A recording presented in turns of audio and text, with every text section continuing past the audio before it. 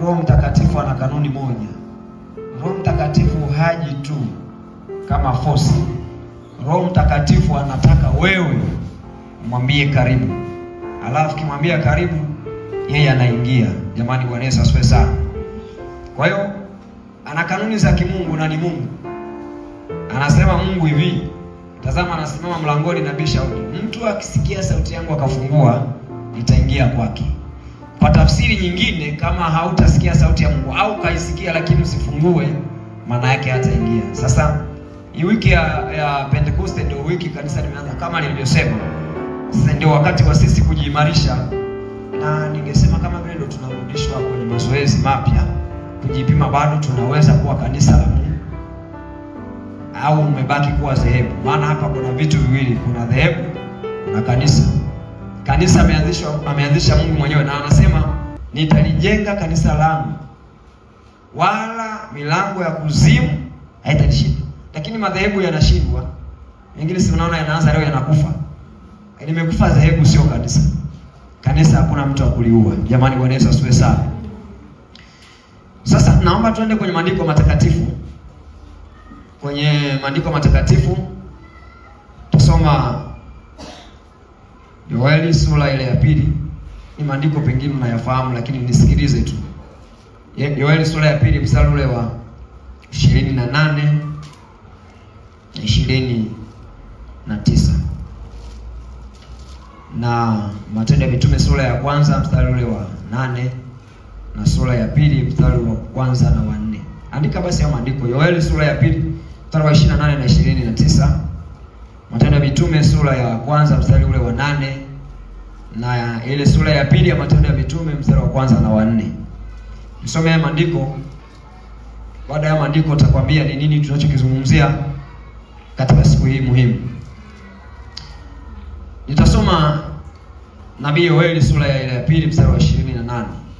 Hata itakuwa baada ya hayo ya kwamba nitamimina roho yangu juu ya wote wenye mwili, na wana wenu waume kwa wake watatabiri, wazee wenu wataota ndoto, vijana wenu wataona maono. Mstari wa 29. Tena juu ya watumishi wenu wanaume kwa wanawake katika siku zile nitamimina roho yangu. Matendo ya Mitume sura ile ya 1 ule mstari wa 8. Biblia inasema, lakini mtapokea nguvu akiisha kuachilia juu yenu Roho Mtakatifu, nanyi mtakuwa mashahidi wangu katika Yerusalemu na katika Uyahudi wote na Samaria na hata mwisho wa nchi. Lakini kwenye hiyo sura ya 2 mstari wa 1 hadi wa 4 Biblia inasema, hata ilipotimia siku ya Pentekoste walikuweko wote mahali pamoja. Ukaja ghafla toka mbinguni uvumi kama uvumi wa upepo wa nguvu ukienda kasi, ukajaza nyumba yote waliokuwa wameketi. Kawatokea ndimi zilizogawanyika kama ndimi za moto, ule wakalia kila mmoja wao. Mstari wa 4 na wa mwisho, wote wakajazwa Roho Mtakatifu, wakaanza kusema kwa lugha nyingine kama Roho alivyowajalia kutamka. Katika jina lako Yesu ninalikabidhi neno hili jioni ya leo. Mungu karibu, wewe mwalimu wetu. Roho Mtakatifu wewe hapa kufumbua macho na kutuelekeza iliyo vema kukutumikia katika ibada na katika huduma zote, kwa jina lako Yesu takatifu. Amen. Nataka nizungumze kitu kinasema kanisa katika kipindi cha kwanza. Kanisa katika kipindi cha kwanza ndicho kitu ambacho nataka nizungumze.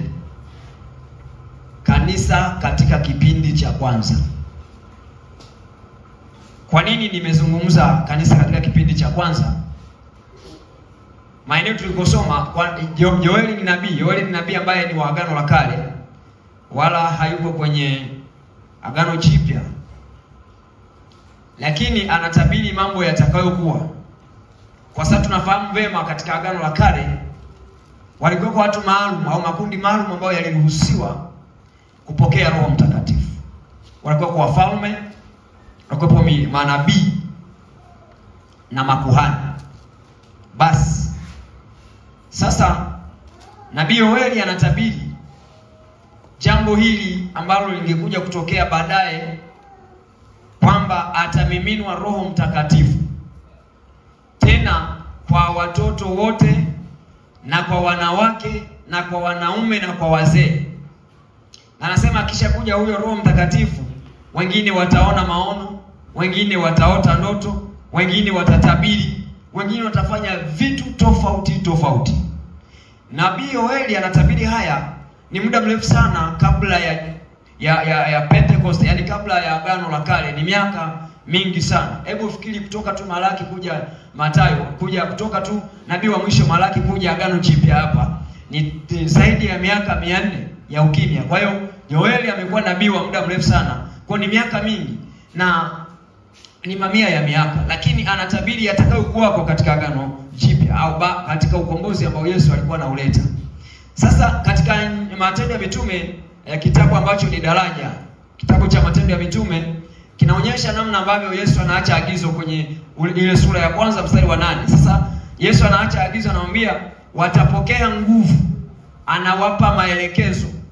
Ni kana kwamba unaweza ukawa unaelewa Yesu alichokuwa anakimaanisha, kwamba hawa watu si kwamba hawakuwa na nguvu. Kwanza walikuwa wanatembea, wanafanya shughuli zao, wanaweza kuishi maisha wanayotaka kuyaishi, lakini hizo sio nguvu Yesu alikuwa anasema.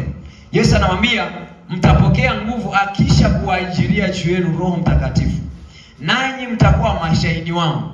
Kumbuko Yesu anapokuja duniani anakuja kutafuta mashahidi, anakuja kutafuta watu wanaweza wakasimama wakati wowote, hata kama hayupo, waendelee kusema yale ambayo alitaka yawayaseme.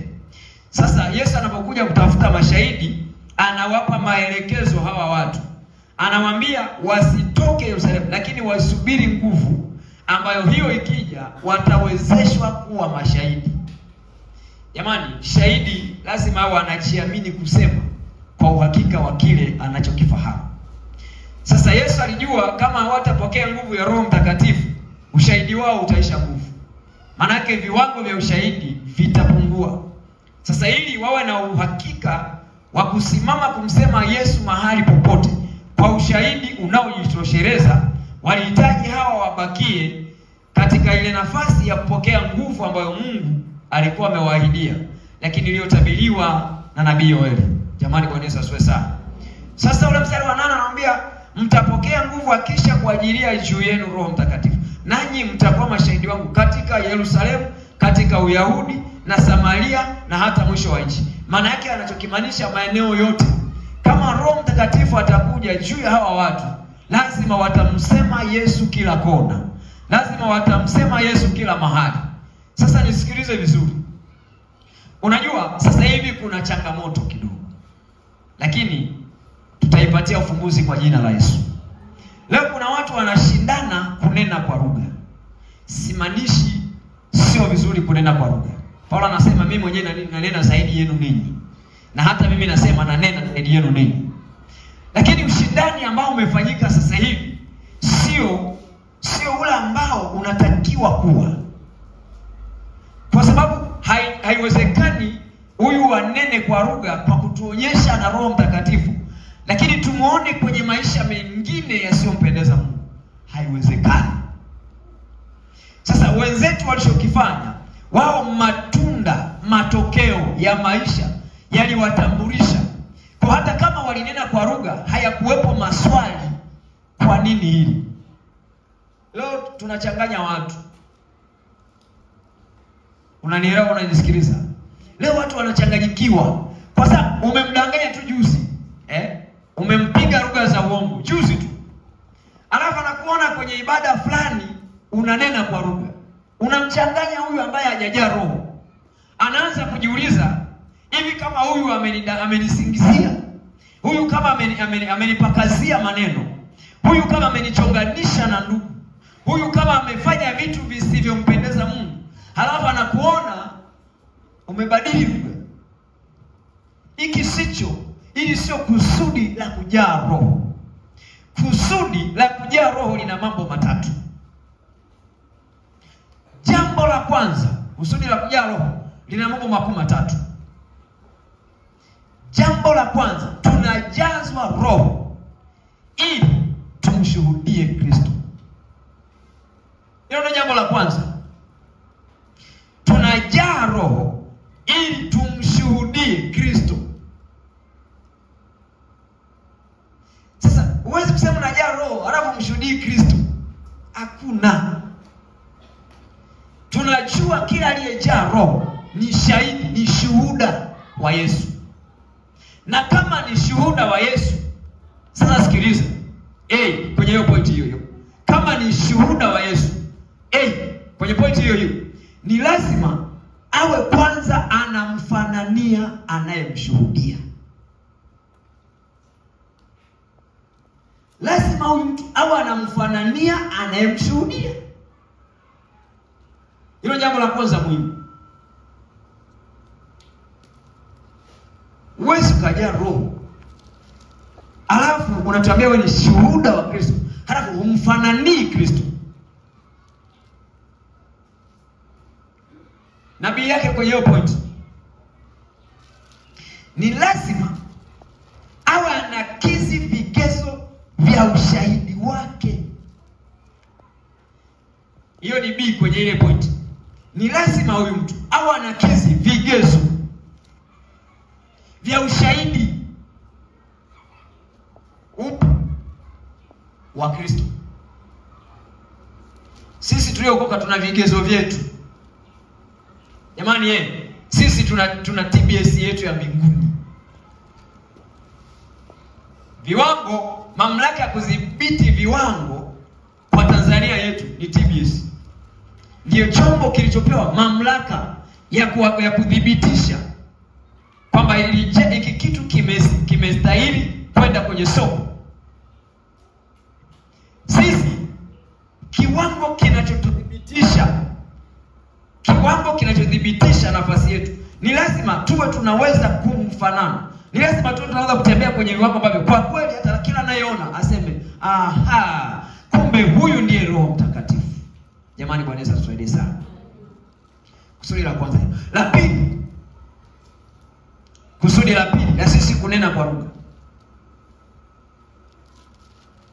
ni kuyadhihirisha matendo makuu ya Mungu. Kuyadhihirisha matendo makuu ya Mungu. Jamani, kupitia kunena kwa lugha watu waliokoka ni matendo makubwa ya Mungu. Kupitia kunena kwa lugha watu waliambiwa nia zao mbaya, mawazo yao yalifunuliwa, ni matendo makuu ya Mungu. Kupitia kunena kwa lugha mambo makubwa Mungu alitenda. Kwa kusudi na mabili lazima tufunue mambo makubwa yanayotokana na miujiza ya kimungu. Unanena kwa lugha hujabadilika, wewe huyu sio roho. Kwa sababu roho akiingia, jambo la kwanza lazima akutendee muujiza wewe. Kwa mfano, kuna watu wakati bado hatujaitwa kuja kuwa watu ambao tumejaa roho. Hata hapa wapo pengine kila mtu ana tabia zake. Ulikuwa huwezi kunyoshewa kidole. Yaani na maana mtu akikunyoshea kidole amejipanga, aweza ukimbia ukabiliana na wewe. Sasa ukishaokoka ukajaa roho, hizo pembe tusione hata incha moja ya pembe za aina hiyo. Jamani, Yesu atusaidie sana. Paulo amefanya vitu vikubwa sana wakati bado anaitwa Sauli. Amekuwa ni jasiri, mtu katili kweli kweli, ambaye ameua watu wengi kweli kweli. Alipokutana na Yesu, muujiza wa kwanza alibadilishwa yeye. Alafu akawa anaweza kukamatwa na mtu yoyote na kupelekwa kupigwa na wanavyotaka. Sasa unajaa roho alafu wewe mwenyewe hata hatujaona akikubadilisha alafu anatuambia ni roho. Hakuna. Wewe unayenisikiliza. Jamani, amina.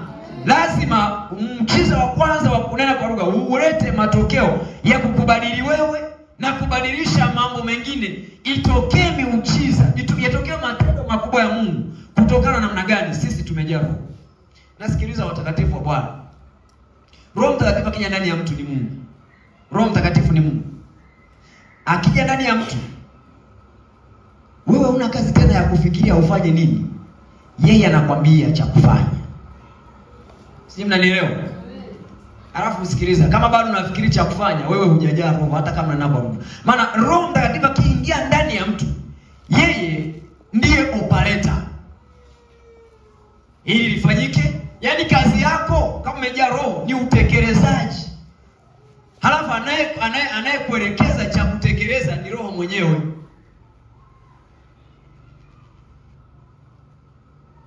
Amen.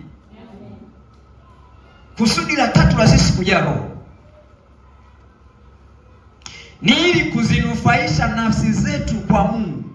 Kuzinufaisha nafsi zetu. Unaponena, unapoongea na Mungu, unajijenga, unaimarishwa, unanufaika. Nafsi yako inanufaika.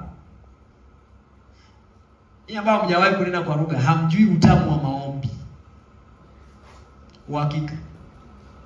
Kwamba hujawahi kujaa Roho Mtakatifu, haujajua utamu wa maombi. Kwa sababu kimsingi maombi yasiyoongozwa na Roho Mtakatifu ni zege lililochacha. Unanielewa? Ni zege kabisa lililochacha. Lakini maombi yanayoongozwa na Roho Mtakatifu, aise, unaweza kumaliza kuomba unasema ama kweli leo nimemwona Bwana. Kwa nini? Nimekwambia hivi, Roho Mtakatifu akiwa ndani ya mtu, hata kile unachokiomba anakuelekeza yeye cha kuomba. Hakuna kazi kubwa kama kupanga maneno kutumia akili yako, niseme hivi, halafu mtakwambie dakika 30. Yataisha ndani ya dakika 3 au 2. Lakini Roho Mtakatifu akiwa naomba pamoja na wewe, maana yake wewe unatamka kwa ajili ya Roho aliyetamka. Sasa wewe unajua speaker haiwezi kuchoka kuongea. Kwa nini? Maneno hayakatiki pale. Si kwamba speaker ina maneno, lakini speaker inapata maneno yangu mimi. Swali kinyamazi na nyamazi. Unaelewa ninachosema? Sasa kama mtu akiomba katika Roho Mtakatifu, lazima awe na uwezo wa kuomba mpaka pale Roho akisema inatosha, na yeye hapa atanyamaza. Lakini jaribu uone watu ambao wanakuwa tofauti na viwango vya kujaa Roho Mtakatifu, hawana maombi. Sasa nazungumza kanisa katika kipindi cha kwanza. Kipindi cha kwanza kanisa lilikuwa na viwango vinavyoonyesha kwa kweli hawa walikuwa wahitaji tu lugha, wana matendo ya Roho Mtakatifu.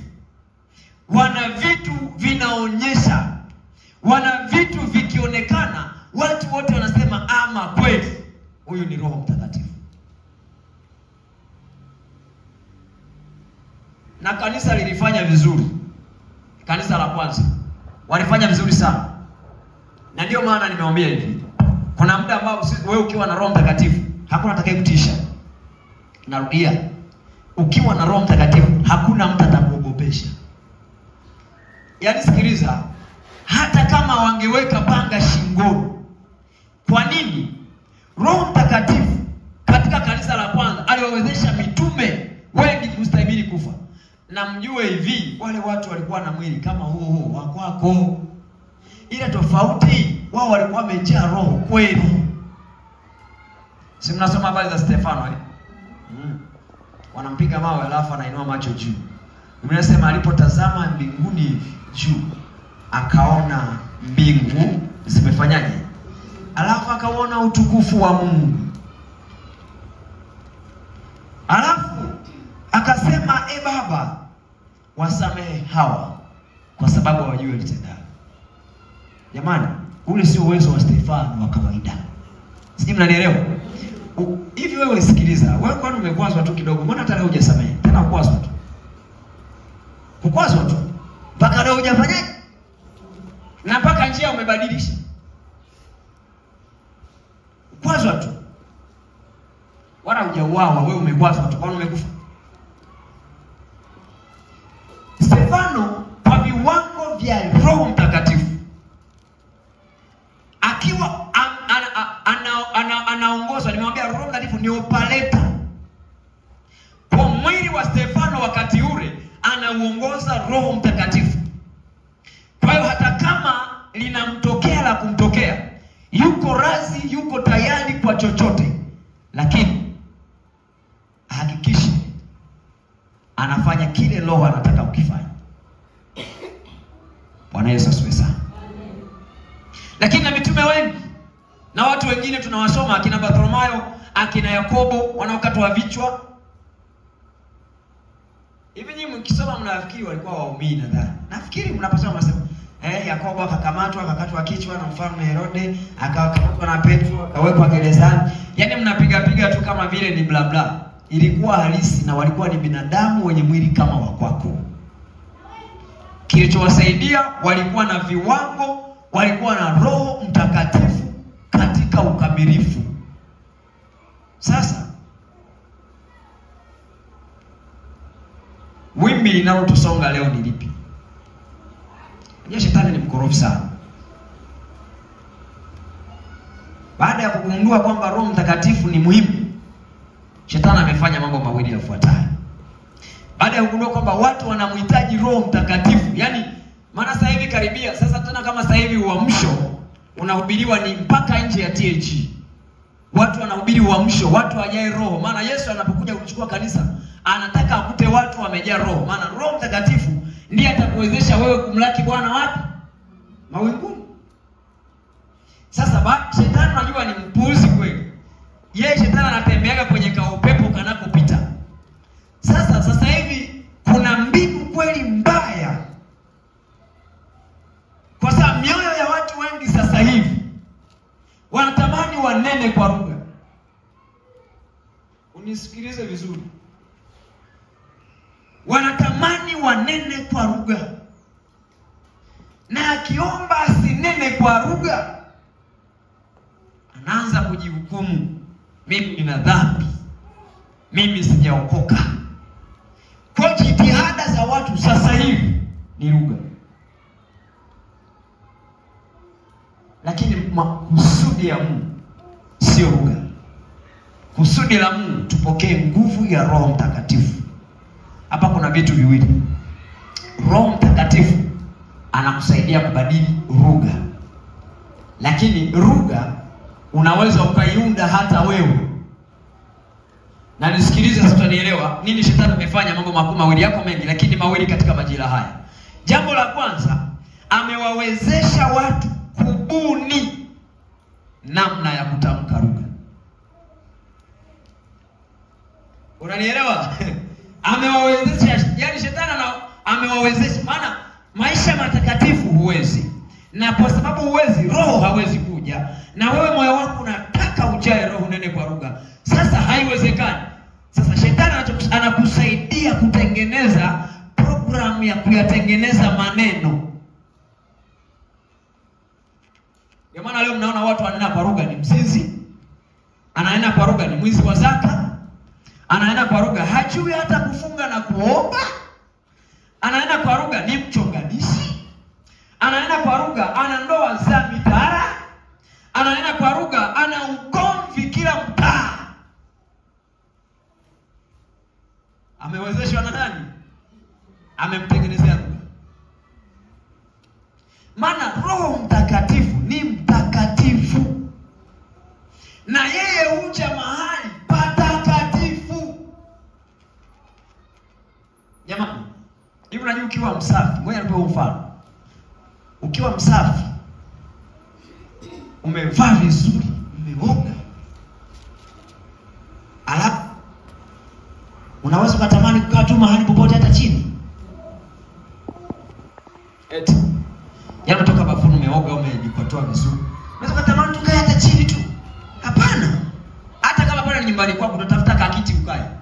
Kwa nini? Umekuwa msafi. Lakini kupiga picha wakati hujaoga.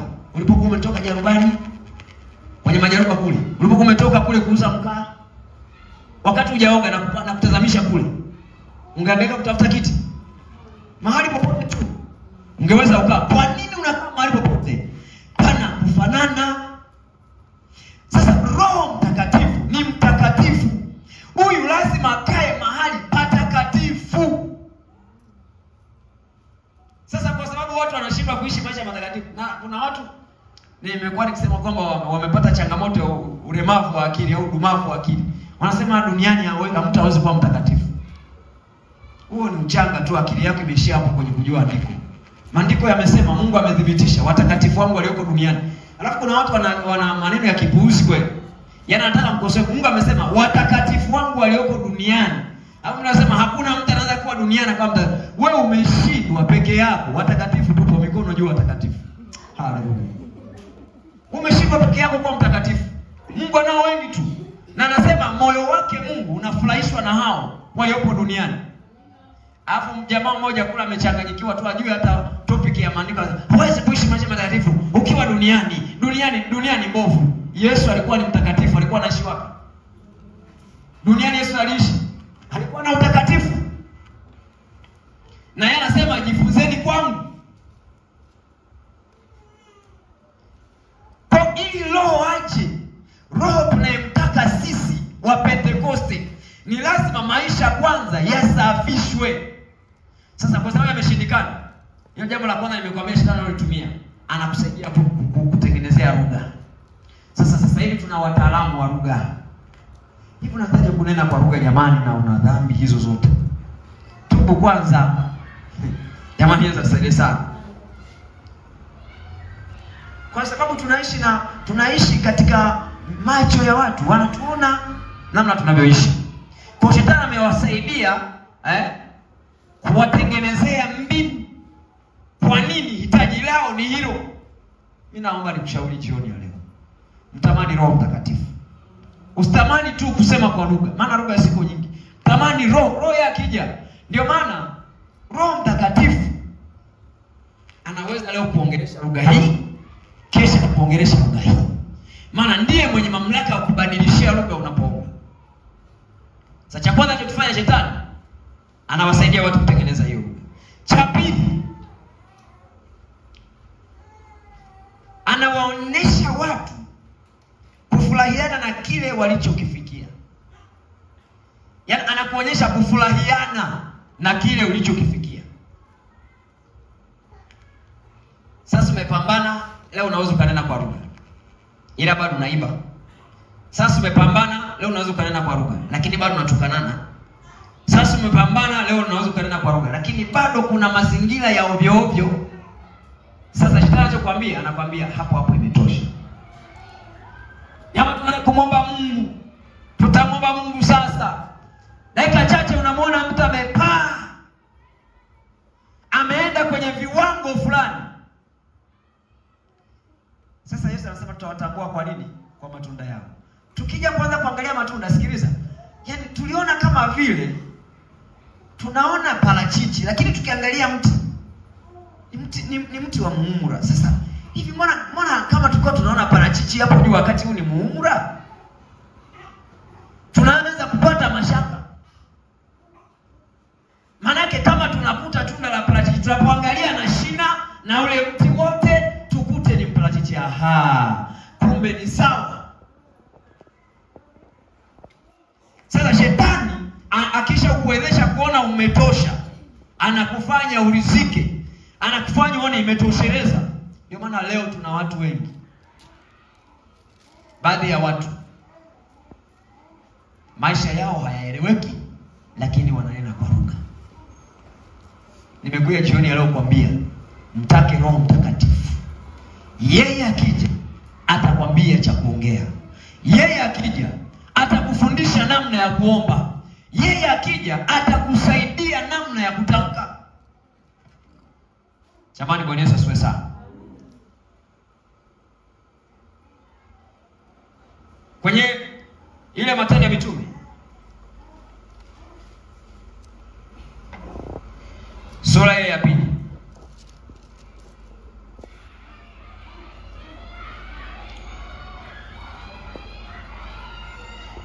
Sura ya 2 nisome ule mstari wa 4. Wote wakajazwa Roho Mtakatifu, wakaanza kusema kwa lugha nyingine kama Roho alivyowajalia kutamka. Sikiliza, usishindane kufikiri namna ya kutamka. Shindana kumpata Roho atakayekuwezesha kutamka. unapoomba, wewe ambaye hujajaa roho unanisikiliza au unanitazama au unaniona mahali hapa, sikiliza, hata kama hujajaa roho, unapoingia kwenye maombi usianze kufikiria hivi nilibadilisheje maneno. Hiyo sio kazi yako. Unanielewa? Kazi yako ni kuomba, unamwambia Roho njoo. Akija maneno ya kutamka ni shughuli yake. Hebu nimekuwa ni mfano mzuri tu. Hebu fikiria kwa mfano hapo speaker iwaze cha kusema. Itaweza? Ngoja niache sasa iseme. Iseme sasa. Lakini mimi nikisema mahali hapa ndani ya speaker inawezekana. Kwa nini? Speaker inaniruhusu nizungumze ndani yake. Roho akija, tunapoomba katika kujaa roho, acha kuwaza namna ya kupangilia cha kusema. Mwambie Roho njoo nijaze. Alafu akija, hao walipokuwa kiomba, cha msingi ambacho nakushauri nitakuja nikuoneshe huko, ni kuendelea kuomba kwa namna ulivyojaliwa kuomba. Halafu Roho akija, nataka nikwambie ulimi utakamatwa. Sasa ulimi ukikamatwa, yajayo yanafurahisha. Kazi yake ni Roho Mtakatifu. Nitakwambia tamka hivi, fanya hivi. Kwanza utajikuta unafurahia maombi. Hakuna kitu kigumu kama kuomba unawaza nipangeje maneno. Ndugu yangu. Na hiyo ndio shida. Na ndio maana unaweza kushangaa maombi yanafanyika mwanzo mpaka mwisho. Mwisho wako unamaliza hujajaa roho kwa sababu ulipambana upate cha kusema, hukupambana ujae roho. Yana pambana ni chue namna ya kuongea. Pambana kujaa roho. Jamani, Bwana Yesu asiwe sana. Kwa kanisa katika kipindi cha kwanza, hawa walikuwa ni watu ambao hawashughuliki tu, hawakushughulika tu na namna gani tuzungumze. Wao walishughulika na kuisubiri ahadi ambayo Mungu aliwaambia. Yesu anapoondoka amewaambia mtapokea nguvu, na wako pale wakisubiria hiyo ahadi kwa namna yoyote ile. Sasa ili tuweze kuwa kama kanisa la kwanza tufanye nini? Ili tuweze kuwa kama kanisa la kwanza. Maana walikaa mahali pamoja, wakamwomba Mungu. Wakati wanamwomba Mungu wakajikuta wamejazwa Roho Mtakatifu. Walipotoka pale wakawa vyombo vingine. Yaani sikiliza, mpaka Petro huyu ambaye alikuwa anaogopa kusema kwa watu, anahubiri mkutano. Mkutano ulikuwa mkubwa kusema maandiko, ndugu yangu. Hebu fikiri. Mkutano wa kupata waongofu wapya zaidi ya 3,000. Sio kwamba wote waliokoka. Hao ni waliookoka kwenye ule mkutano.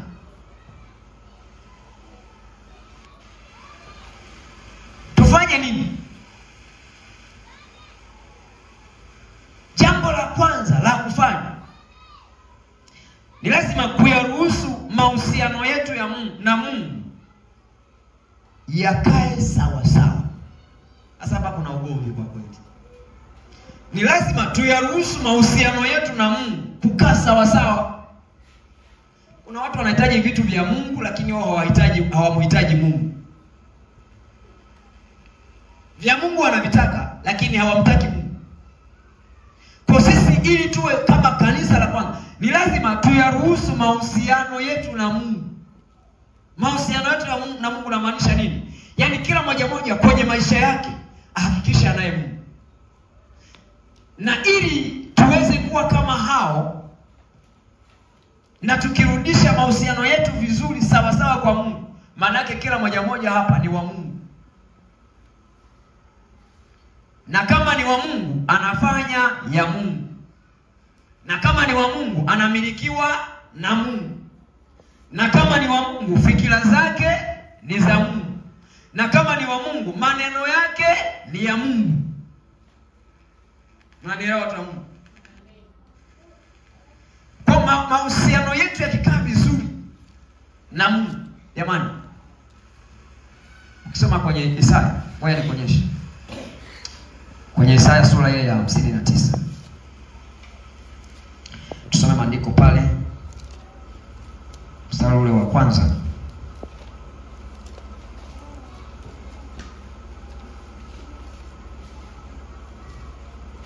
Isaya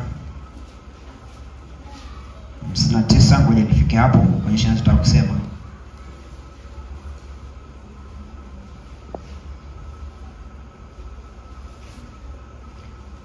Na walifika tusome. Tazama, mkono wa Bwana haukupungua hata usiweze kuokoa, wala sikio lake si zito hata lisiweze kusikia. Endelea mstari unaofuata. Lakini maovu yenu yamewafarakanisha ninyi na Mungu wenu, na dhambi zenu zimewaficha uso wake msiuone hata hamtaki kusikia. Sasa sikiliza. Mahusiano yetu na Mungu yakiwa sawa sawa, yana jalishi una hela, una hela, Roho atakuja.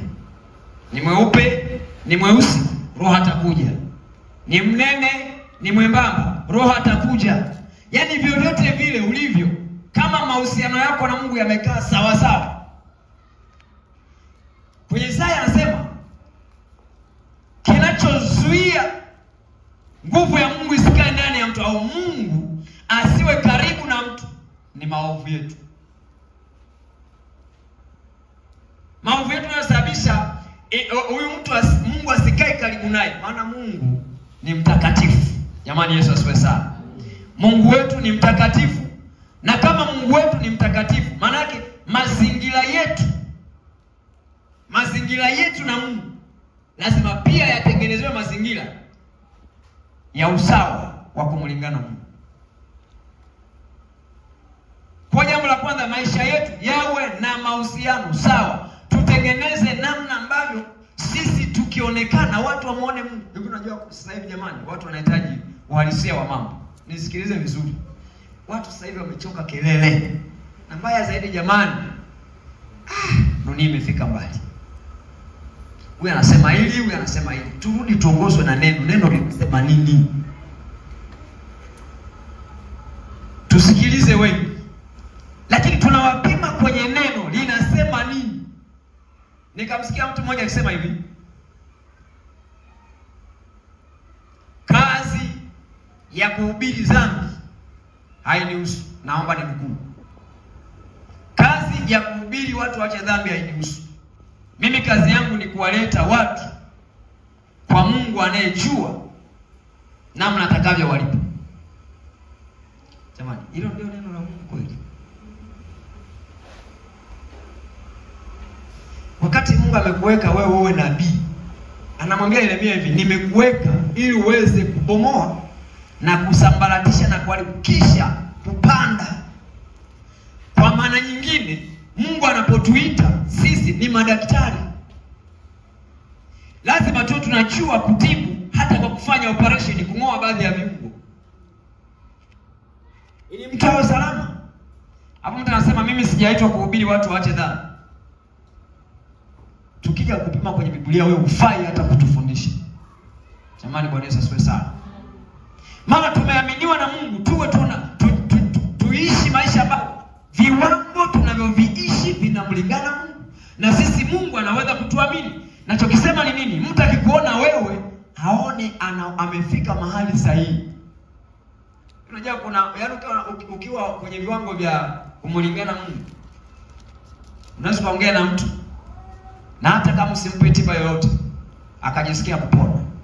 Maneno yanayotoka kwako, unajua kuna watu ni maarufu na hapa mnaweza mkawepo, kwamba ikitokea migogoro mnakimbiliwa ninyi. Msijivune. Mshukuruni Roho Mtakatifu anayeyatumia maneno yenu kuleta amani, kuleta uzima, kuleta uponyaji. Kwa hiyo tunataka watu ifikie sehemu kama wanakuona wewe kwenye ule mtaa wenye shida wote, waje iwe ofisi ya Mungu. Kwa nini? Mahusiano yako na Mungu yamemlingana Mungu sawa sawa. Jamani, sasa sana. Kitu kingine cha kufanya ili tuweze kuwa kama kanisa la kwanza,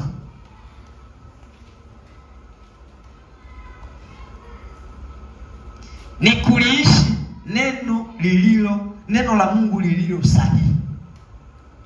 Ni kuliishi neno la Mungu lililo sahihi.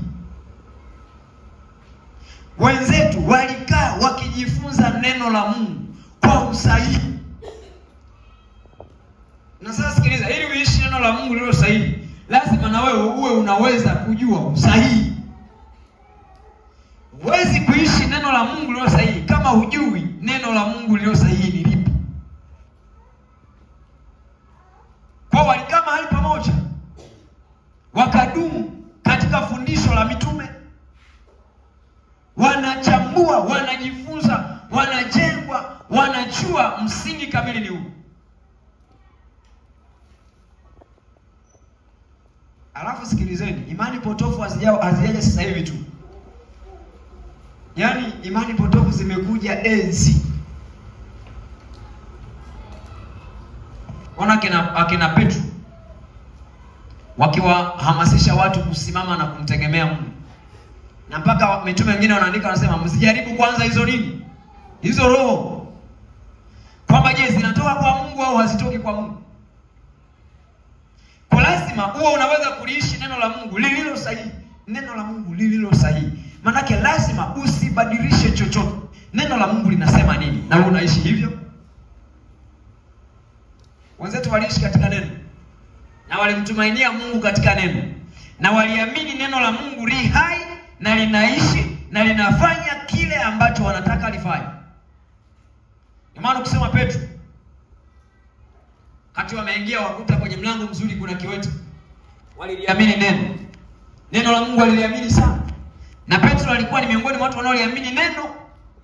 Alipofika pale akamwambia, sikiliza, leo sisi hatuna fedha wala dhahabu, lakini katika jina la Yesu. Maana alijua neno la Mungu nasema katika jina la Yesu watu huponywa. Katika jina la Yesu uzima huonekana. Katika jina la Yesu nafanya kila kitu. Aliamini katika neno. Akalitumia neno aliloliamini kwa usahihi. Kiwete akatembea. Bwana tusaidie sana. Sasa wewe unataka ujae Roho Mtakatifu alafu uliamini neno. Lazima uliamini kwanza neno. Tena neno la Mungu lililo sahihi. Ndio uweze kupokea nguvu ya Roho Mtakatifu. Cha tatu,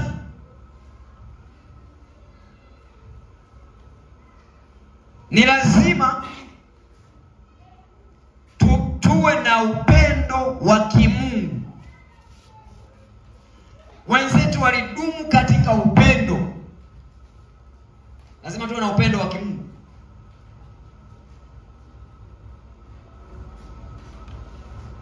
Unajua sio kila upendo ni wa Mungu. Maana hata shetani ana upendo.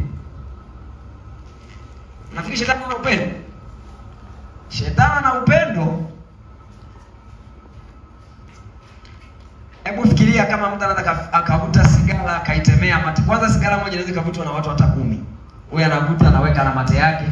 Alafu wale wavuta sigara kwa kweli shetani ameonyesha upendo mwingine mkubwa. Wala hata hapangusi kile kipisi cha sigara namna hii. Yake akichukua tu ni kuweka mdomoni. Akimpa na huyu ni kuweka mdomoni. Akimpa na huyu ni kuweka mdomoni. Jamani, wala hakuna anasema hakuna upendo. Lakini mimi nasema ni lazima tudumu katika upendo wa kimungu. Upendo wa kimungu ukoje? Kwanza kabisa unatupeleka kwenye upana wa kuwa na pendo lisilo na dhambi. Maana kuna pendo lingine ni la dhambi. Sasa sisi upendo wa kimungu una pendo lisilokuwa na dhambi.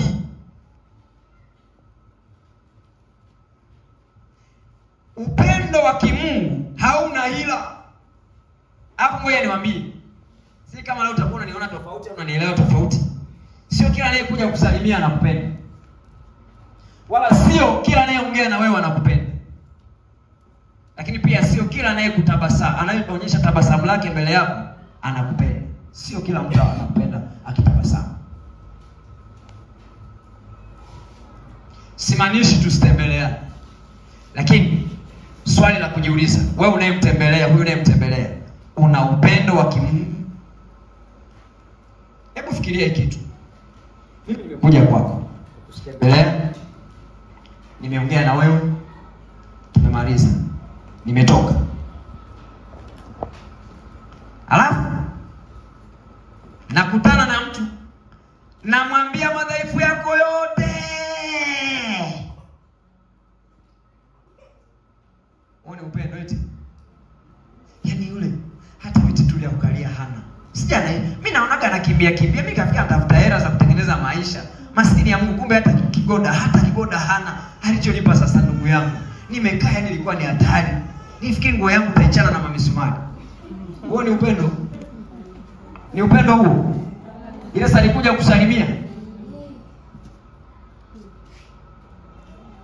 Biblia inasema upendo wa Mungu haujivuni. Umesema kwenye Wakorintho? Haujivuni. Mtu anaweza kama hajafika hata kwako lakini anakupenda kabisa. Sina maana tusitembeleane. Lakini namaanisha kila tunachokifanya tudumishe upendo wa kimungu. Mtu mwenye upendo wa kimungu hawezi kufurahia akiona mtu anasema vibaya. Ukiona mtu anasema vibaya alafu mtu anaunga reli ya kushabekea, yani kama ulikuwa unafikiri una marafiki, sahau huna hata mmoja. Sasa ili tuweze kufaulu kuwa kama kanisa la kwanza, tuwe na nguvu halisi ya Roho Mtakatifu, lazima baadhi ya vitu virejee kwa jina la Yesu.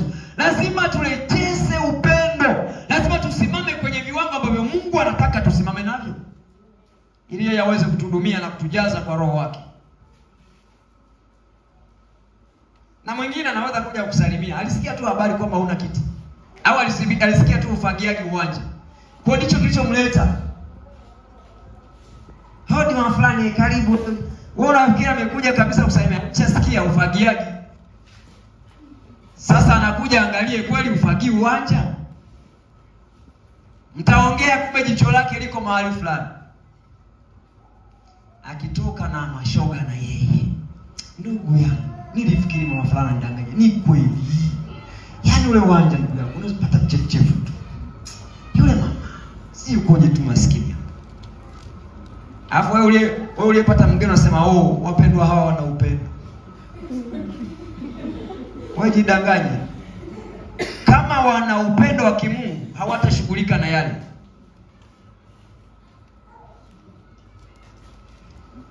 Upendo wa kimungu una utulivu. Jamani, Bwana Yesu asifiwe sana. Hebu fungua kwenye Wakorintho. Niende haraka baadaye tukamwombe Mungu. Baadaye tukamwombe Mungu. Lakini lazima kanisa tutafute nguvu ya Mungu kwa viwango visivyokuwa vya kawaida.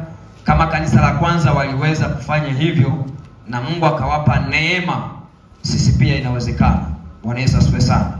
Sisi pia inawezekana na sisi tunaweza kuipata hiyo neema ya Mungu kabisa. Naomba nisome haya maandiko haraka, nitasema ambacho nataka kusema.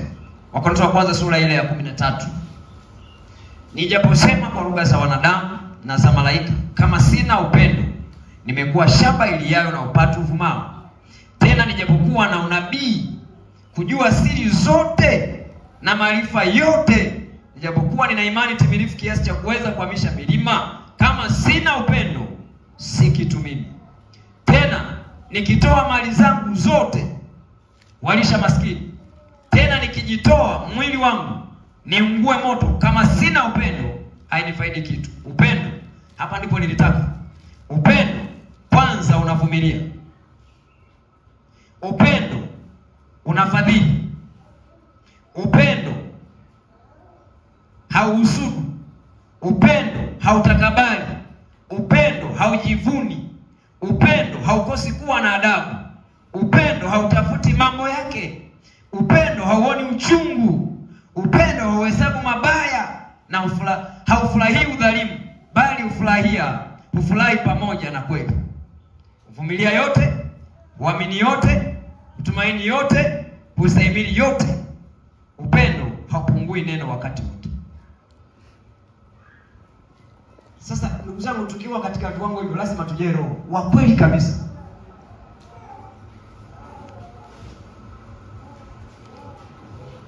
viwango hivyo vikitoka, na nataka niwaambie, kikiingia kichafu kimoja, yani kikiingia kichafu kimoja, Roho Mtakatifu hakai na watu wasiokuwa watakatifu. Na Roho Mtakatifu anaweza kawa alishaondoka ila hujui, tumebaki na Mungu. Maana tunafahamu kabisa mafuta hayaondoki mara. Yaani Mungu anaweza kunyang'anya. Tunaposema mafuta tunamaanisha Roho Mtakatifu. Ulijipaka, yani alikujaa. Umefanya vya kufanya, ameondoka. Ni sawa na mfano umejipaka mafuta, mtu anakunyang'anya chupa la mafuta. Hivi hapo mafuta na usoni yanaishi? Yanabaki. Na unaweza kumuona mtu kwa muda fulani kama vile bado amejipaka mafuta. Lakini yakija kuisha yala akiyatafuta hata yapata kwa sababu chupa halipo. Sasa mabaya yakiingia, jambo baya likiingia ndani ya mtu, Mungu anamuondoa, Roho Mtakatifu anaondoka.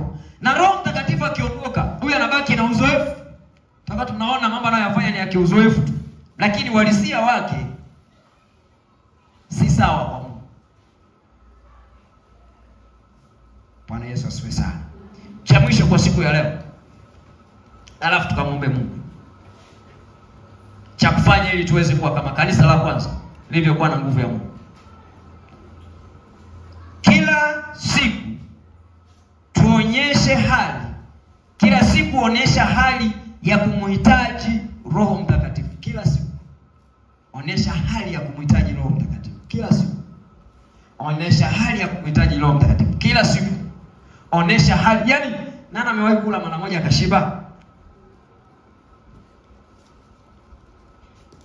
Lakini wewe unauliza, kwani hamjawahi kula mkashiba? Kwa nini siwe siku moja kwa sababu umeishi? Na kuna watu wanashiba mpaka na kinai. Anaona yani chakula sogezeni mbali mawali nikiuona yani mawali na nyama nasogeza kabisa. Amekinayo. Lakini yakipita masaa, iko wapi ile wali? Kwa tunahitaji kila siku. Sikiliza tanyamba, umeshajazwa Roho wa kweli. Acheni kukinai. Ndio maana tukihitaji tubaki salama, kila wakati tumhitaji Roho Mtakatifu. Jamani, ukiona mtu anasema mimi nishajazwa wala sina shida, huyu hana Roho Mtakatifu, amebakiza uzoefu. Mwenye Roho Mtakatifu akinai. Tumani Yesu asifiwe sana. Kwa kila siku, kila wakati tumhitaji. Jambo moja la mwisho na muhimu sana la kuzingatia kabisa katika masomo yetu ya leo.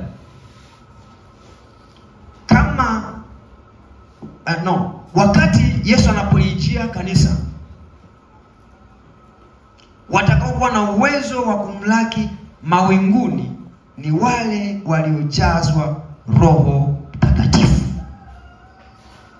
Wakati Yesu atakapolijia kanisa,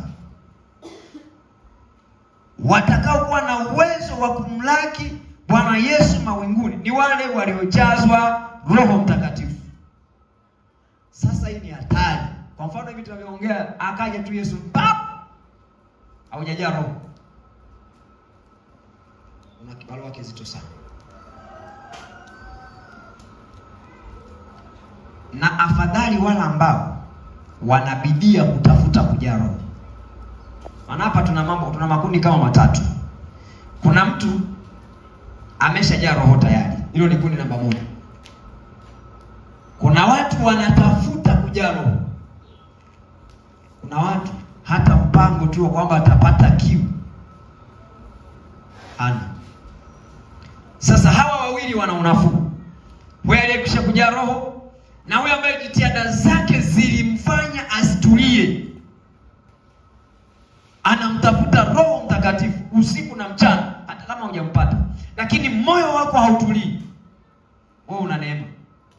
Lakini yule ambaye yupo na hana mpango kabisa, nasema waseme tu ni mambo yao hayo, una bahati mbaya pia. Bwana Yesu atusaidie sana. Kwa hiyo kwa sababu hiyo ndio maana kila mtu aliyemwamini Kristo anatakiwa kuwa na Roho Mtakatifu. Huo ni usalama wako ukiwa bado duniani, lakini ni usalama wako Yesu atakapolijia kanisa. Kwa tunapofundisha masomo ya Roho Mtakatifu sio mchezo. Hiki ndicho kiini cha kanisa. Hiki ndicho kiini cha watu wanaokwenda mbinguni. Hapa ndo mahali sahihi kwa watu ambao wanatamani kulisi ufalme wa Mungu. Sasa nataka nikakuombee. Mungu anaweza kutenda jambo. Na yeye Roho Mtakatifu anakuja kwa yule mtu ambaye anasema mimi niko tayari. Nimetangulia kusema kama unapomhitaji yeye unamaanisha lazima aje. Nimemwambia yeye kwa sababu uko na hali fulani, yeye haji kwa sababu una mazingira ambayo yametukuka. Unajua kuna watu wana mazingira yametukuka, kama ni hali yao ya maisha nyumbani anaona kila kitu alishamaliza. Sikiliza, kama hana Roho Mtakatifu yeye atabakia tu. Hata kama unamiliki ndege, haitakusaidia kwenda kumlaki Bwana Yesu mawinguni. Kwa nafasi yako na Mungu ya kupata hizo nguvu za Roho Mtakatifu ndio msaada wako wewe kuweza kumlaki Bwana atakapokuja kulichukua kanisa lake. Na watakatifu wa Bwana nataka niwaambie, pambana kupata Roho Mtakatifu. Maana nyakati tulizonazo ni za hatari. Nyakati tulizonazo Yesu anakaribia kulijia kanisa lake. Bwana Yesu asifiwe sana. Praise team, naomba mtusaidie kutupeleka rohoni kwa wakati mfupi. Alafu tukamwombe Mungu. Naona uzo kasimama juu kwa kumaanisha. Jambo hili ni jambo la baraka sana na ni jambo la neema. Na ikiwa utalichukulia katika mantiki iliyo sawa, katika imani iliyo thabiti, Mungu hatakuacha. Na kuna kitu Bwana atatenda kupitia nguvu zake. Maana yeye ni Mungu ambaye anatenda mwanzo mpaka leo.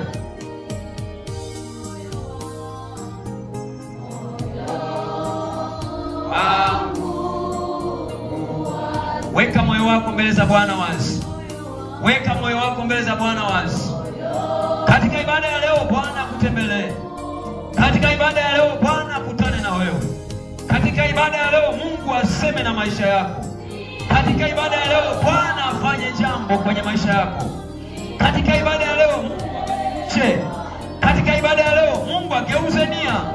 Katika ibada ya leo Mungu akujaze kwa namna ya pekee.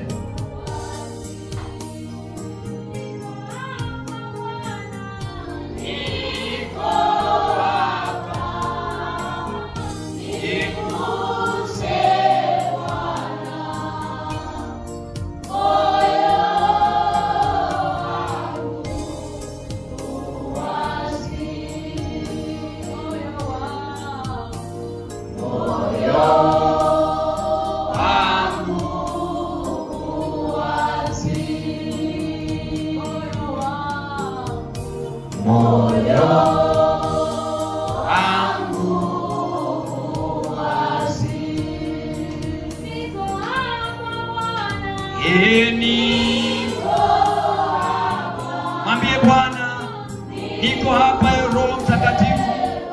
Yeye ndiye msaada wa kila mtu. Yeye ndiye msaada wako. Haijalishi umeteseka kwa kiwango cha namna gani, lakini akija Roho Mtakatifu utakuwa huru. Akija Roho Mtakatifu utakuwa salama. Akija Roho Mtakatifu atakufungua. Akija Roho Mtakatifu lazima alete majibu yako. Akija Roho Mtakatifu lazima atende kazi pamoja na wewe. Akija Roho Mtakatifu lazima kujaze tena na tena.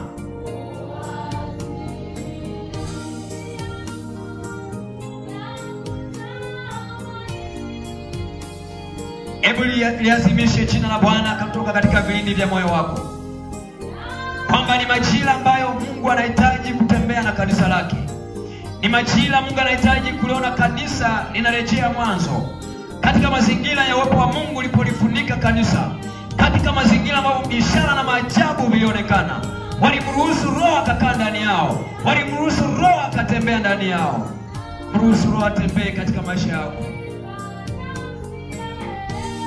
Nafsi yangu yakutamani,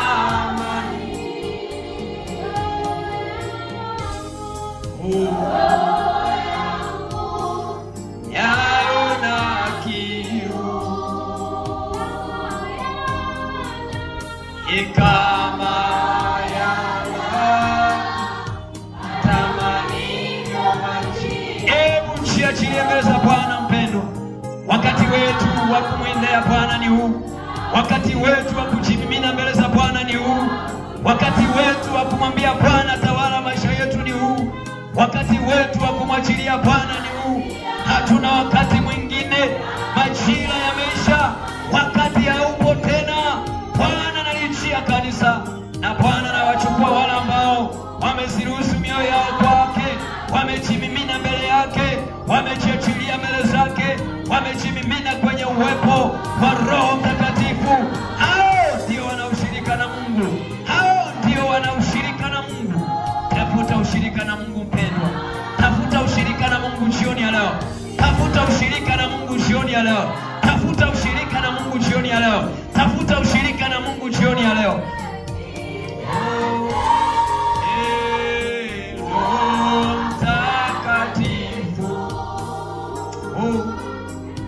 Niweke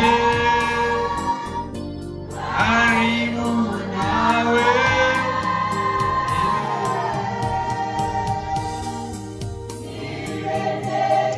Nataka tukapaze sauti zetu tukimlilia Bwana. Nataka tukapaze sauti zetu tukimwomba Bwana tujaze tena. Nataka tukapaze sauti zetu. Hebu onyesha kiu na nia ya kumhitaji rafiki yetu ambaye ni Roho Mtakatifu. Onyesha nia ya moyo wako kumwambia Roho Mtakatifu, njoo tena, nijaze tena, nijaze tena, nijaze tena.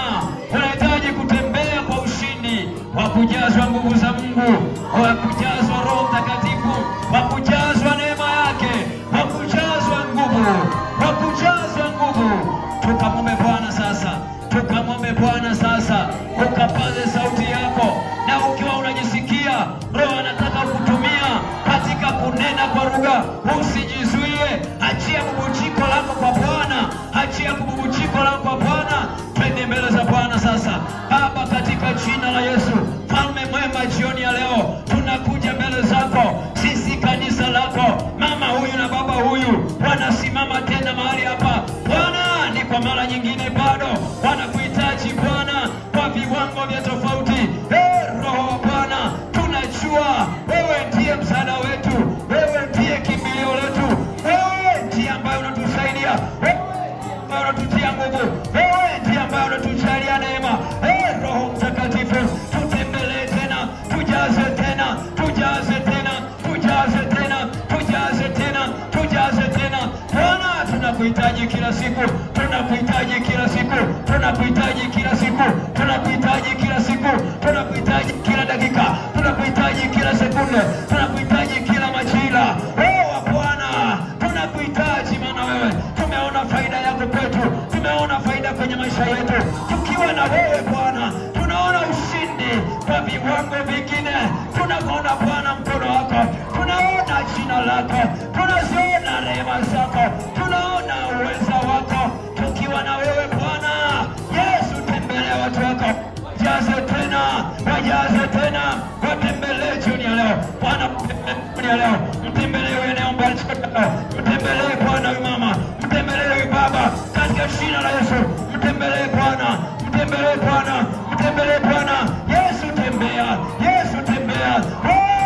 Bwana tembea. Tunakutaka bado, maana hatujatosha, hatujakutosha. Tunakuhitaji na tena, tunakuhitaji tena na tena, tunakuhitaji Roho Bwana. Bwana kujaze Roho yake katika jina la Yesu. Bwana kutembelee jioni ya leo, Bwana kutembelee jioni ya leo, Bwana kutembelee jioni ya leo kwa viwango vya tofauti. Bwana kutembelee, Bwana kutembelee, Bwana kutembelee, Bwana kutembelee, Bwana kutembelee, Bwana kutembelee. Roho tembea juu ya kanisa lako, Roho tembea juu ya kanisa lako, Roho tembea juu ya kanisa lako. Tunakutaka wewe Bwana, tunahitaji nguvu zako, tunahitaji nguvu zako, tunahitaji nguvu zako, tunahitaji nguvu zako. Endelea kuomba, endelea kumwita Bwana, endelea Bwana, endelea kujiachilia, endelea kujiachilia, endelea kujiachilia. Mungu anatafuta nia ya moyo wako, Mungu anatafuta nia ya moyo wako, ili akujaze, ili akujaze, ili akujaze, ili akujaze, ili akujaze. Nia ya moyo wako ni ya muhimu kwa Bwana. sasa katika kucha Roho. Kuna njia Mungu anazifungua. Roho akija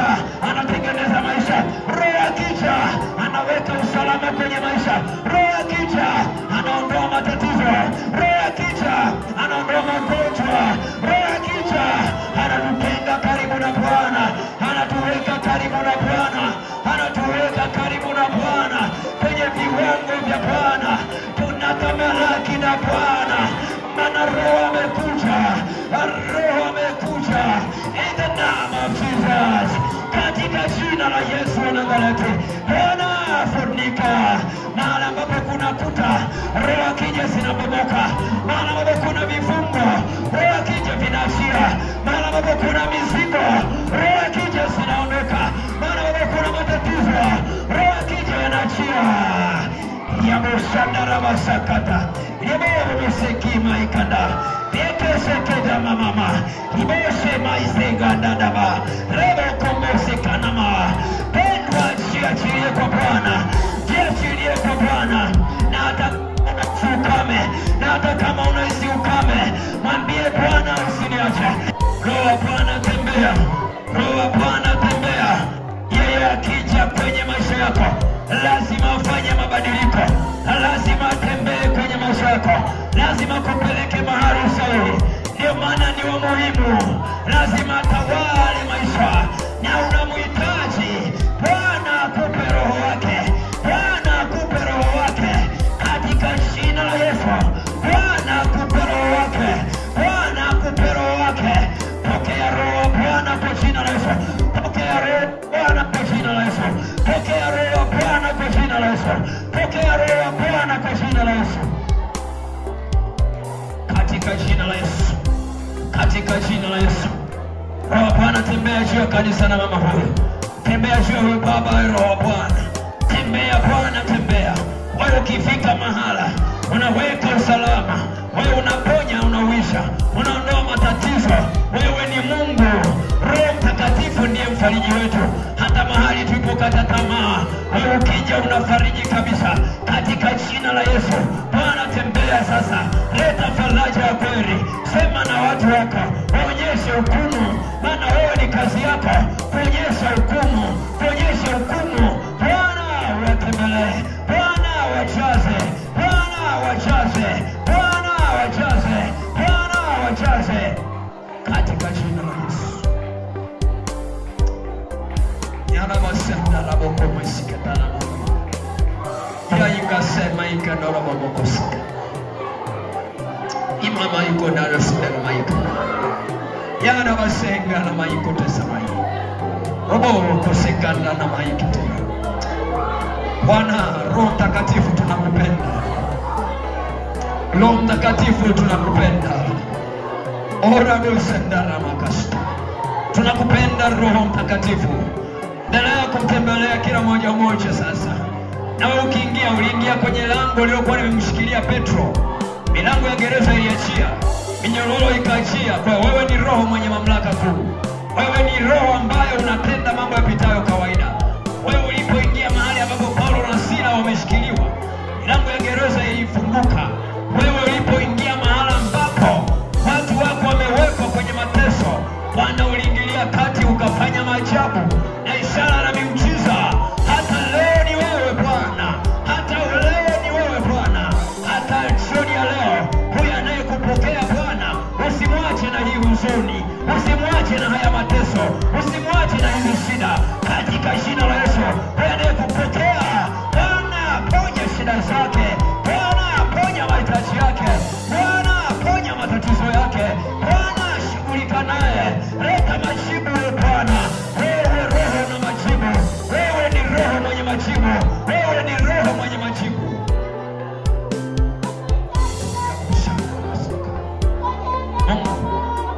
Tuseme nini mbele zako?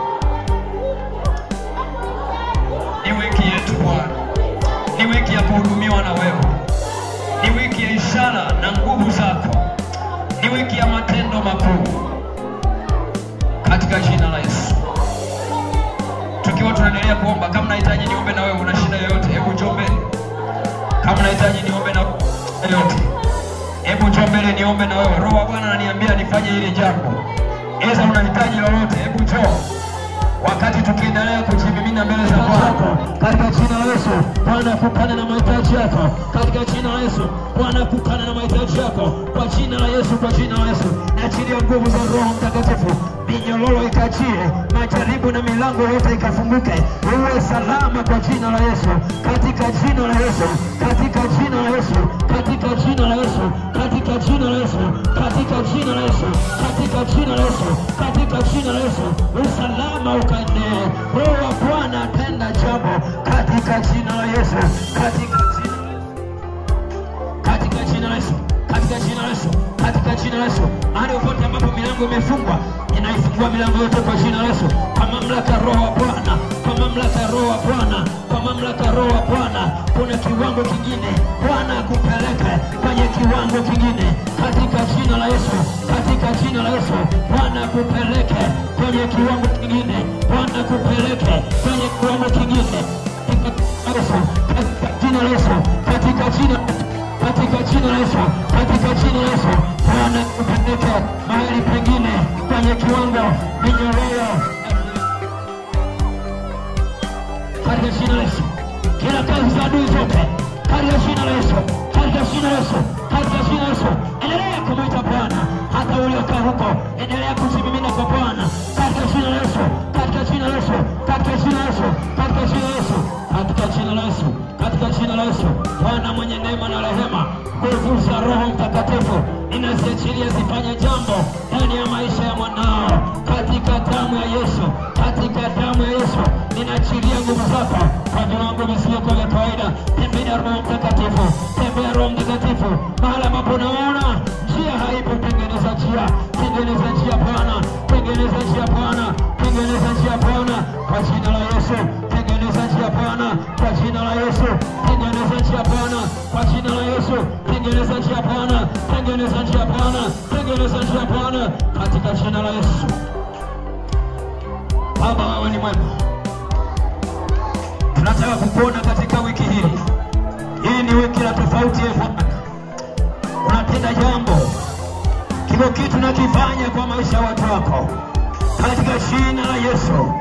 Ni wiki yako ya Bwana hii. Fanya yale unayotaka.